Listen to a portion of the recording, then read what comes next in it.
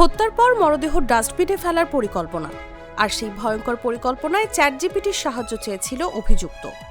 এমনই বিস্ফোরক তথ্য উঠে এসেছে আদালতের নথিতে। যুক্তরাষ্ট্রে দুই বাংলাদেশি শিক্ষার্থীকে হত্যার ঘটনায় চাঞ্চল্যকর তথ্য সামনে এসেছে। ঘটনায় অভিযুক্ত হিশাম আবু গার্বিয়াকে ঘিরে এখন পুরো কেসে নতুন মোড় নিয়েছে। নিহত দুই শিক্ষার্থী হলেন জামিল লিমন এবং নাহিদা বৃষ্টি।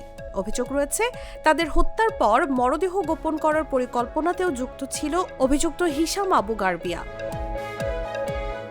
আদালতের নথি অনুযায়ী ঘটনার কয়েকদিন আগে ১৩ এপ্রিল রাতে হিশাম কৃত্রিম বুদ্ধিমত্তা চ্যাটবট চ্যাটজিপিটির কাছে প্রশ্ন করেন, কিভাবে একজন মানুষকে ডাস্টবিনে ফেলে দিলে কি ঘটতে পারে।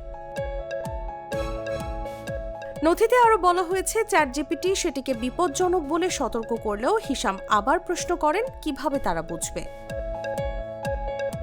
তারপর ১৭ এপ্রিল তাকে অ্যাপার্টমেন্ট কমপ্লেক্সের ডাম্পস্টারে করে কিছু সরাতে দেখা যায় বলে জানিয়েছে তারই এক রুমমেট। পরে সেই ডাম্পস্টার থেকে উদ্ধার হয় লিমনের ব্যক্তিগত জিনিসপত্র।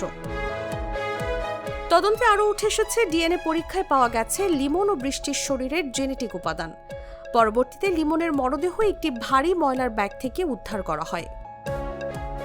ময়নাতদন্তে ধারণা করা হচ্ছে ধারালো অস্ত্রের একাধিক আঘাতেই তার মৃত্যু হয়েছে। তবে এখনও এই হত্যাকাণ্ডের পেছনের প্রকৃত উদ্দেশ্য স্পষ্ট করেনি পুলিশ। এদিকে হিশামকে বিচার চলাকালীন কারাগারে রাখার নির্দেশ দিয়েছে আদালত। পুরো ঘটনায় এখনও তদন্ত চলছে। নিউজ ডেস্ক, জাগো নিউজ।